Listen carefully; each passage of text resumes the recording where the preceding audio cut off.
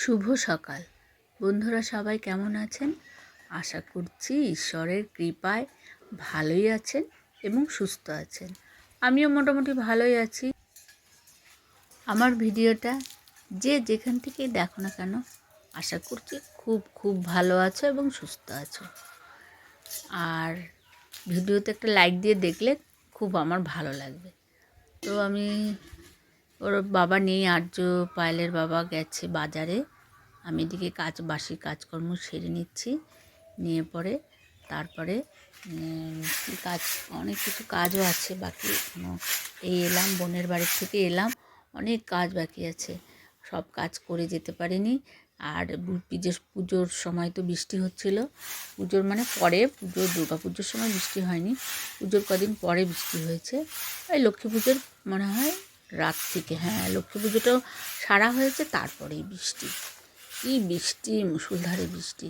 সেই তখন থেকে বাসন কুসন ধুয়েছি, পেতলের বাসনগুলো সব ধোয়া হয়নি, অর্ধেকগুলো রেখে দিয়েছিলাম। আর তখন তাড়াহুড়া করে খানিকগুলো এমনি মেজে রেখে দিয়েছি আলমারিতে, মানে তো বস্তায় ঢোকানোর মতো সেরকমভাবে ধোয়া পাকলা করা হয়নি। দিয়ে তার জন্য বাসন ধুবো, ঠাকুরের বাসন ধুবো। আর এদিকে আর্য পায়েলের বাবা কি নিয়ে এসছে দেখি। একদম আরে কই মাছ, হ্যাঁ লাফাচ্ছে তো, হ্যাঁ জলের মধ্যে দেবো, তাও দেখি জল, ওরে বাবারে লাফাচ্ছে। জ্যান্ত কই মাছ এই যে চলে বেড়াচ্ছে, আর কাটা, পিঠে কাটা আছে, নিচের দিকেও কাটা আছে, আর ওই মুখের কাছেও কাটা। কই মাছ ধরা তো সোজা নয়, কিন্তু আমি কই মাছ ধরতে জানি। তো এই যে চলে চলে যাচ্ছে।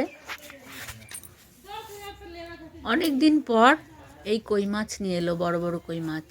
বাজারে তো পাওয়াই যায় না, আর যদিও পাওয়া যায় এত দাম বলে, এত দাম বলে আমাদের পক্ষে নেওয়া সম্ভব হয়ে ওঠে না। তো এখন এই পূর্ণিমা ছিল কি একটা পুজো ছিল, ওর জন্য মাছগুলো একটু কমেই পেয়েছে, তার জন্য নিয়ে এসছে আমাদের আর্যপালের বাবা নিয়ে এসছে। তো আমি এবারে মাছগুলো তুলে নেবো, নিয়ে পরে একটু দেখছিলাম যে কেমন জ্যান্ত আছে না কি আছে। তো এবার ঝুড়িতে তুলে নিয়ে কাটতে চলে যাব। বাপরে,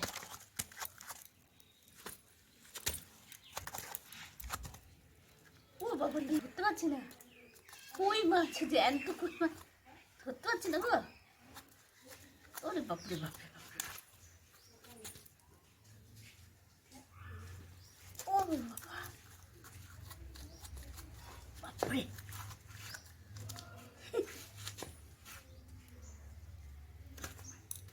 এটা বাপরে বাপরে,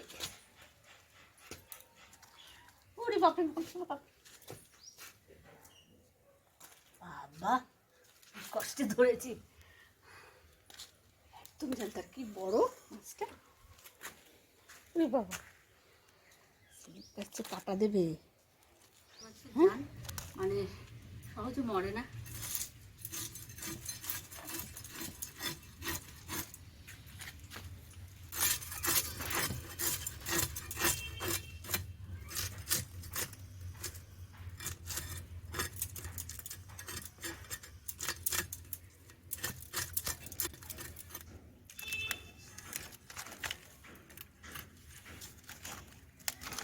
আরে এই তো নড়ছে এখনো পর্যন্ত, বাবারে জ্যান্ত, ওরে বাপরে বাপ লাফাচ্ছে দেখো, ওরে বাপরে বাপরে বাপ, উঠার চেষ্টা করছে। কই মাছ নাহলে পিছলে যাবে তো, কই মাছ সবসময় উপর দিকে উঠার চেষ্টা করে, তাই জন্য এই ঝুড়িতেও মানে রয়েছে তো উপর দিকে উঠার চেষ্টা করছে। ওই দেখো ওই দেখো ওই দেখো, বাবা আমি অবশ্য সব মাছই কাটতে পারি। হচ্ছে আর কি হবে, এই তো শেষ। ওই দেখো ওই দেখো ওই দেখো, উপর দিকে যাওয়ার চেষ্টা করে। বর্ষাকালে পুকুরের মাছগুলো, ডোবা খাল বিলের যে মাছগুলো না, কই মাছগুলো উপর দিকে চলে আসে, রাস্তায় চলে আসে। একমাত্র কই মাছই, ল্যাঠা মাছও আসে, কই মাছ বেশি।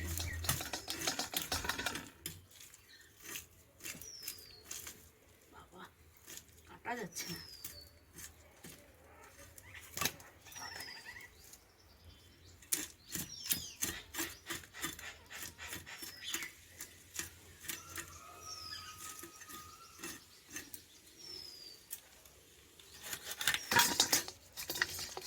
মরে গেছে তাও কেটে দিয়েছে, তাও দেখো কেমন লাফাচ্ছে।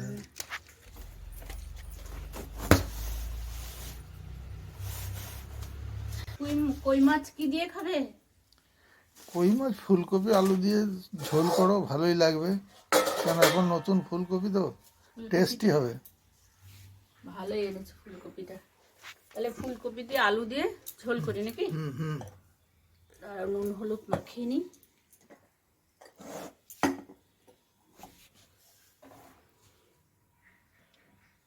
কাটার পরেও মানে লাফাচ্ছে জ্যান্ত একবারে বাবা। আর আমার হাত তো কেটে গেছে হাজার জায়গায়, এই যে এখানে কেটে গেছে, এই যে জ্বালা করছে। ফুলকপিটা পরে মাখছি, ফুলকপিটা কেটে নিয়ে আগে। আলু দিয়ে ফুলকপিতে ঝোল করব, আর বড়ি দেবো। বড়ি, বড়ি দিলে তো আরো ভালো হয়। দাঁড়াও, বড়ি আছে, কটা বড়ি দিয়ে দেবো।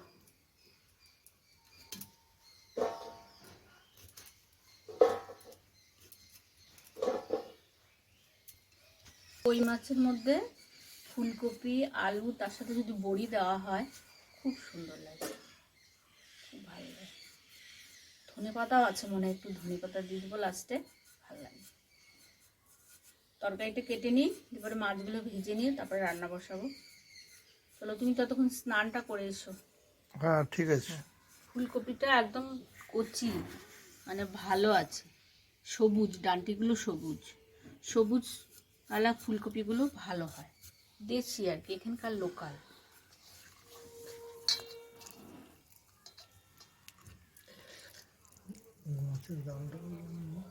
কত করে কেজি এনেছো আজকে?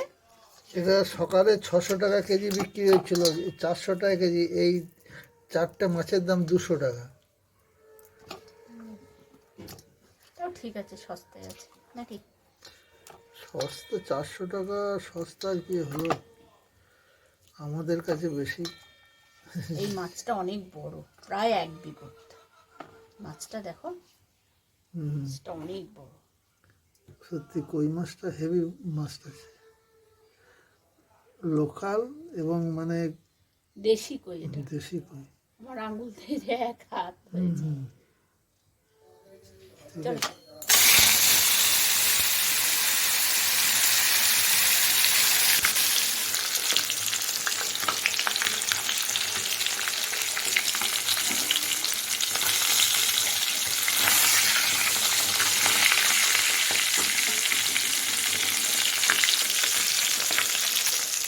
কই মাছগুলো নুন হলুদ মাখিয়ে নিয়ে তারপরে ভেজে নিলাম। বেশি ভাজবো না, একটু হালকা ভেজে নেব, বেশি কড়া ভাজা ভালো হয় না, একটু হালকা ভেজে তারপরে রান্না করব। আর এদিকে আলু ভেজে নিলাম, ফুলকপিটা একটু গরম জলে ভাপ দিয়ে নেব।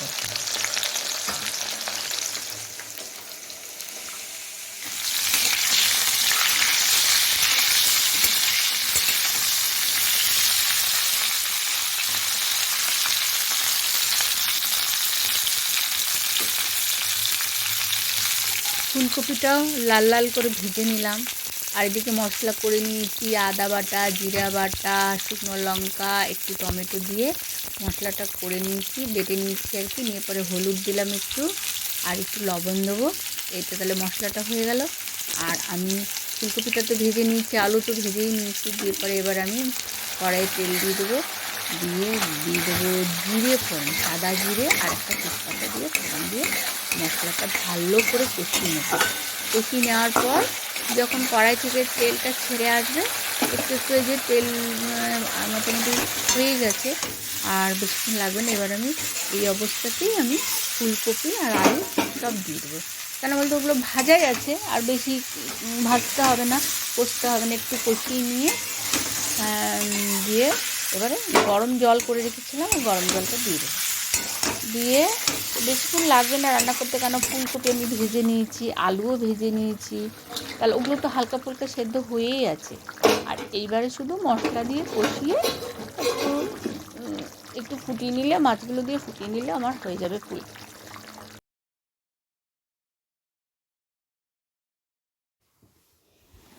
কই মাছ অনেক রকমভাবে রান্না করা যায়। আমরা তেল কই করি, তেল কইটা আরও ভালো হয়। এখন শীতকাল তো ভাবলাম যে এখন তো ফুলকপি আছে, নতুন ফুলকপি উঠেছে, তাহলে তেল কইয়ের থেকে ফুলকপি দিয়ে করি, তাহলে ভালো লাগে। তো রান্না আমার হয়ে গেছে, আর্য পায়েলের বাবাকে খেতে দিয়ে দিচ্ছি, আমরাও সবাই খেয়ে নেবো। আর্যকে বললাম স্নান করে এসো, খেয়ে নেবে। বসো, দাও।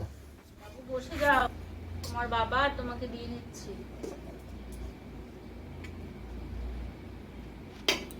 ভিডিওটা প্রায় শেষ হতেই চলেছে, শেষ মুহূর্তটা চলছে, এবারে আমরা সবাই খেয়ে নেব। তো যদি ভালো লাগে ভিডিওটা লাইক কমেন্ট শেয়ার করবেন।